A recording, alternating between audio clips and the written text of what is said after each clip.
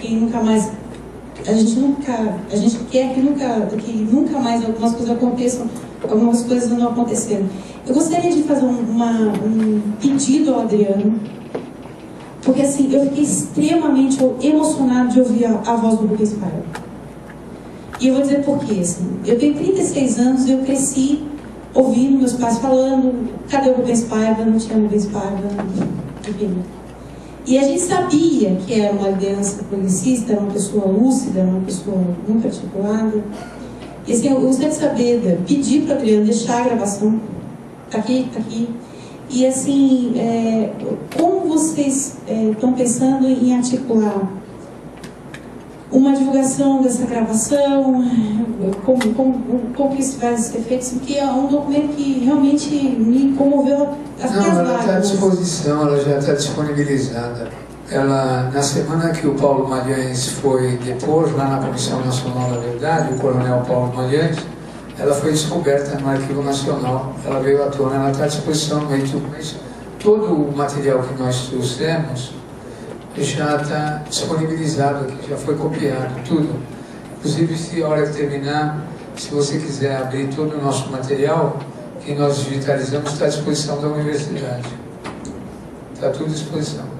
Isso é importante, né? Porque, assim, de parabenizar também o pessoal da Comissão da Verdade, porque tudo que eles fazem, eles disponibilizam, assim, é uma coisa que, o recurso que a gente tem hoje em dia, que, enfim...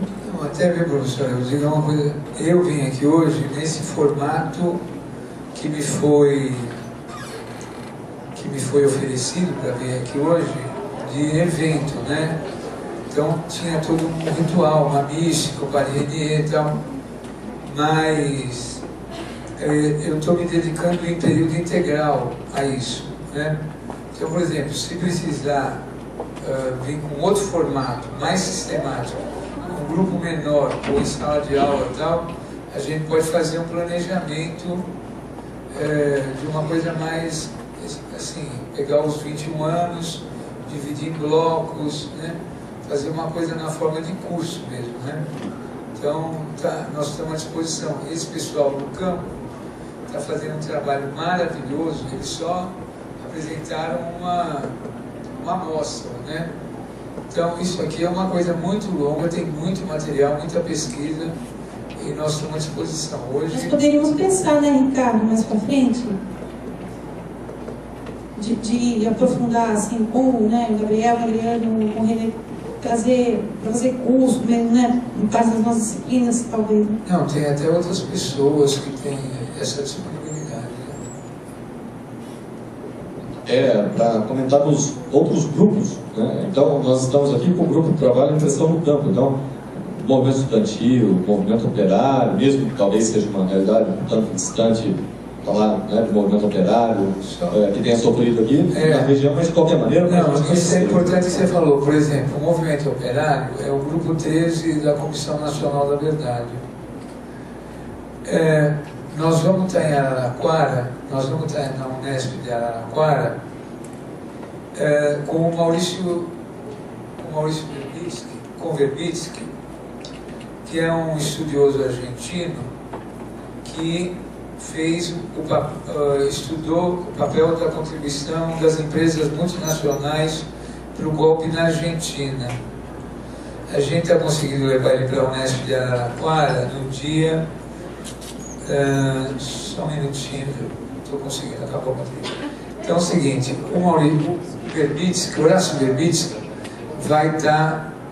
É um cara que escreveu 28 livros sobre a ditadura, e o mais importante é a contribuição das empresas, das multinacionais para o golpe. Ele vai estar em Araraquara, eu não tenho como trazê-lo para cá, mas o que vocês precisarem de continuidade, por exemplo, a especialização da Comissão Estadual da Verdade são mortos desaparecidos. No estado de São Paulo são 164 mortos desaparecidos. Dos 500 casos brasileiros, 164 ocorreram no estado de São Paulo, ou são pessoas do estado de São Paulo que foram mortas desaparecidas. Então, tem uma metodologia disso. Então, porque antes de provocar um esvaziamento, outras pessoas querem falar, nós estamos à disposição de vocês aqui. Se tiverem um núcleo de memória, verdade e justiça, a gente contribui à distância ou presencialmente. Em relação assim a questão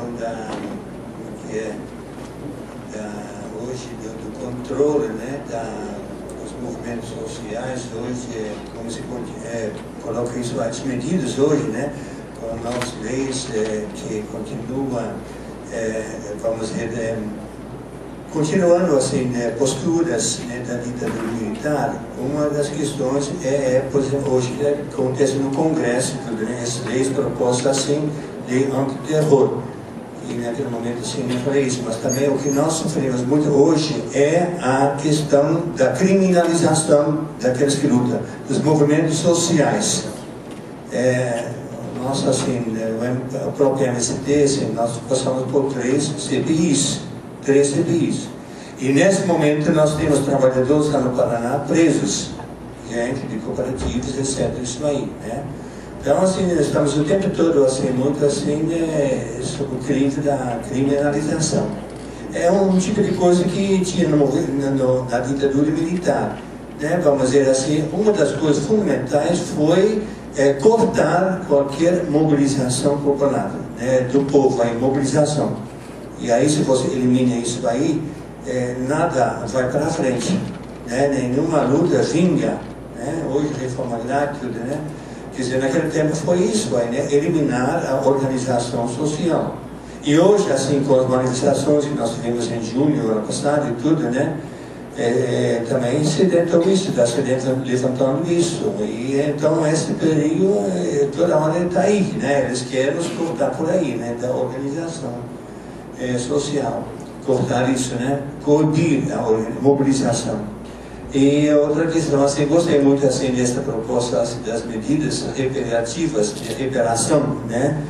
Aqui foi falado de escola, né? Da escola, vamos dizer que tinha nome de Garrafa Azul Médici e tudo, né? Transformada em Carlos Marighella. Então, agora para nós na Andradina, já pensou, né? Nós mudaram o nome de Andradina. Tem que começar uma briga lá, uma grande briga, né? Porque a história é escondida, né? O povo não sabe essas coisas, não sabe, né? Então, mas em uma cidade onde o prefeito aí é PT, e ele está fazendo coisas assim interessantes, assim, né? Vamos dizer assim, de governo assim.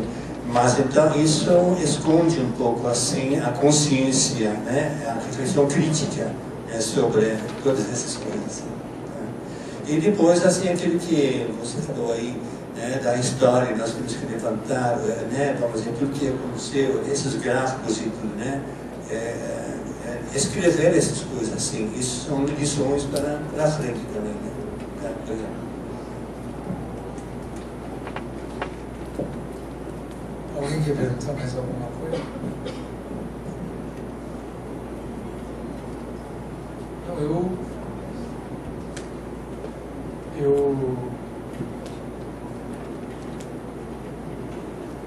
Olha, a coisa mais difícil no Brasil é mudar nome de logrador, né?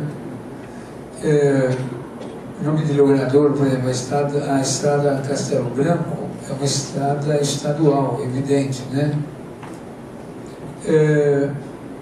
Existe um trabalho, nós na Comissão Estadual da Verdade, nós vamos fazer uma publicação de todos os logradouros de natureza estadual e federal que guardam nomes de gente ligada à repressão.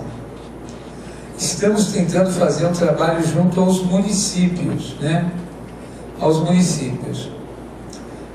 Aqui no estado de São Paulo tem uma lei estadual que transforma meio em cláusula pétrea, quer dizer, não pode mudar nome de logradouro. A gente está fazendo um esforço enorme para conseguir mudar essa lei, mas pelo menos nós vamos fazer um detalhamento desde a ditadura Vargas, onde tem muita escola Filinto Miller, tem muita coisa ainda do tempo da ditadura Vargas, tem até Vila Mussolini, tem um monte de bairro, até em São Bernardo do Campo, tinha uma colônia fascista italiana que eles deram o nome de Vila Mussolini, né? Então tem um monte de coisa oriundo da ditadura, né?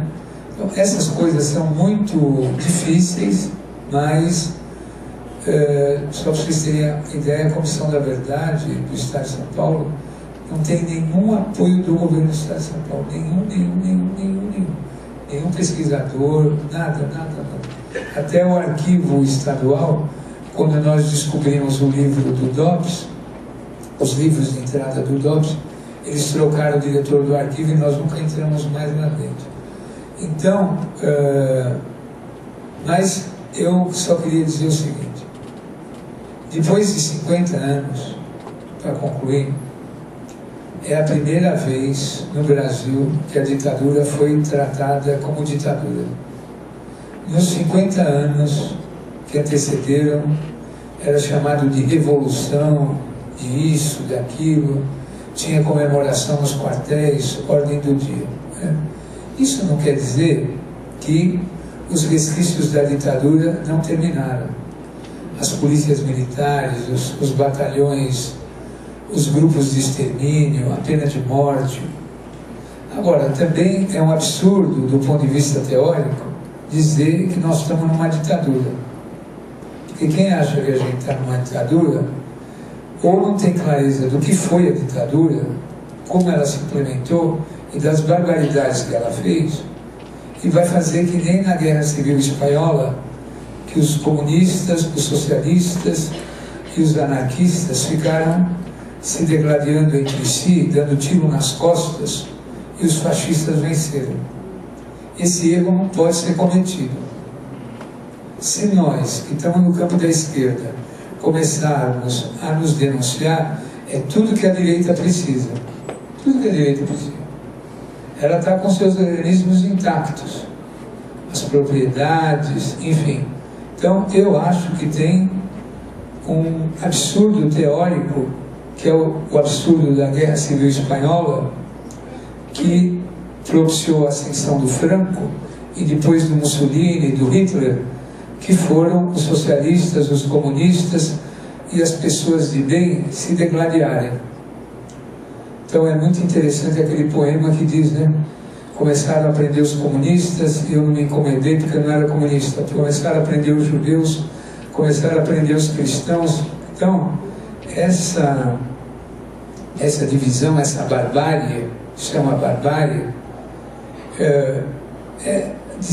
chamar uma pessoa de fascista sem ter noção do que é o fascismo, a barbárie de que foi Hitler, Mussolini. Então nós estamos tentando no Brasil, a duras penas, fazer a justiça de transição. O que é justiça de transição? É memória, verdade e justiça. Onde surgiu a justiça de transição do ponto de vista teórico? No fim da Segunda Guerra Mundial, quando a Europa estava completamente arrasada, surgiu a possibilidade de fazer justiça de transição. Aqui no Brasil, a justiça de transição apareceu 50 anos depois do golpe. E nós estamos tentando contar as nossas vítimas e unificar o nosso campo. Isso não quer dizer que a direita está derrotada. Por quê? Porque na medida que a Comissão da Verdade é memória, verdade e justiça, ao longo desses 40 anos da resistência, nós só falamos da memória. Nós não falamos da verdade. O que é a verdade? É a cadeia de poder. Os torturadores, os assassinos, os estupradores. Isso está tudo fechado, os arquivos militares. E o terceiro é justiça.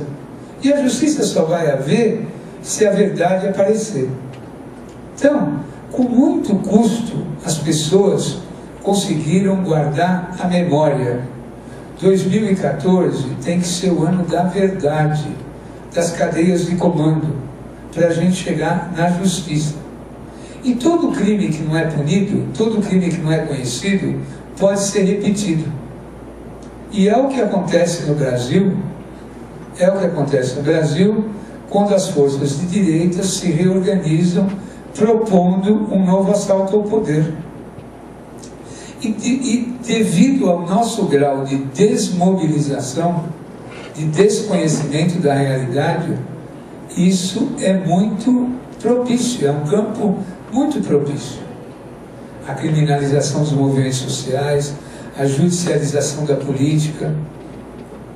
Os tribunais são tribunais classistas.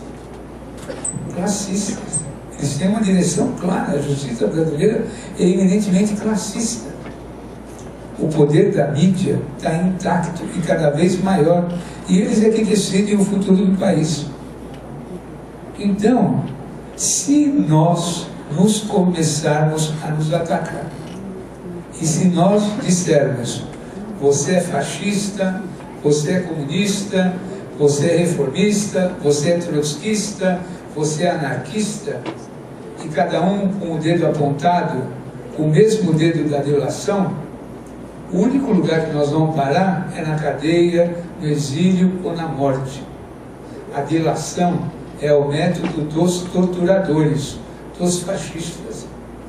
Aqueles da esquerda que querem fazer o papel da delação, que o façam para a polícia. Para a polícia. Não nos confundamos. Não nos confundamos com os torturadores. Eles estão impunes, totalmente protegidos. Viva a luta dos trabalhadores rurais. Viva a democracia.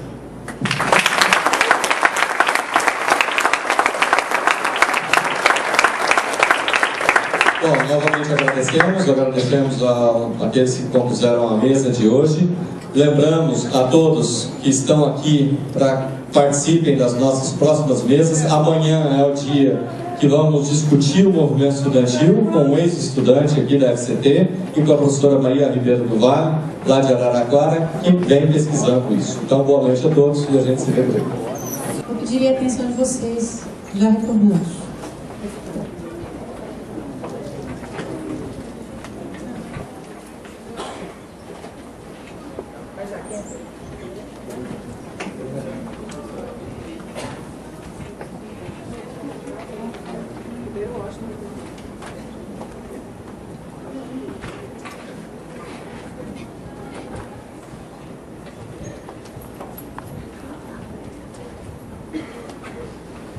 Em 1968, no primeiro congresso da UNE, cerca de 1.000 estudantes foram presos.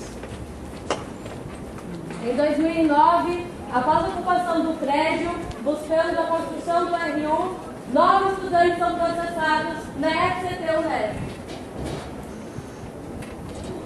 Em 1972, a estudante Lenira Rezende, militante do Partido Comunista do Brasil, estudante de letras da USP, é morta em Araguaia.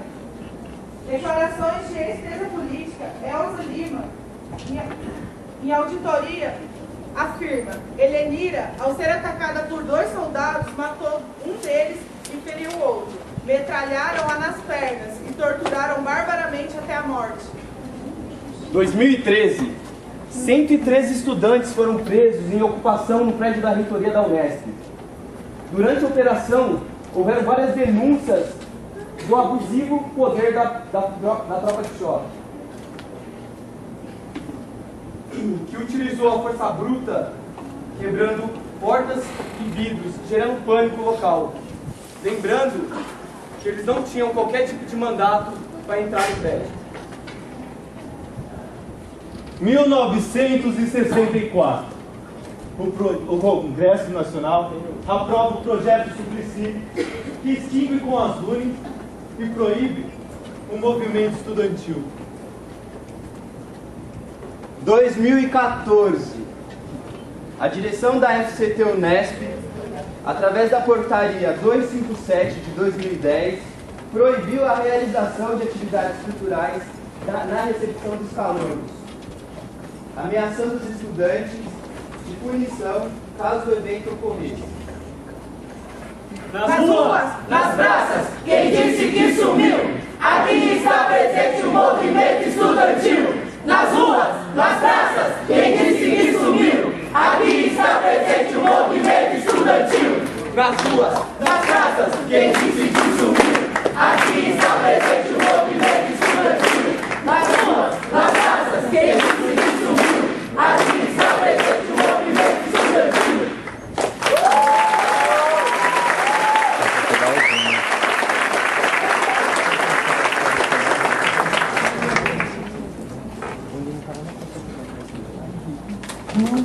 seguindo. Luz. Cadê a luz? Nossa.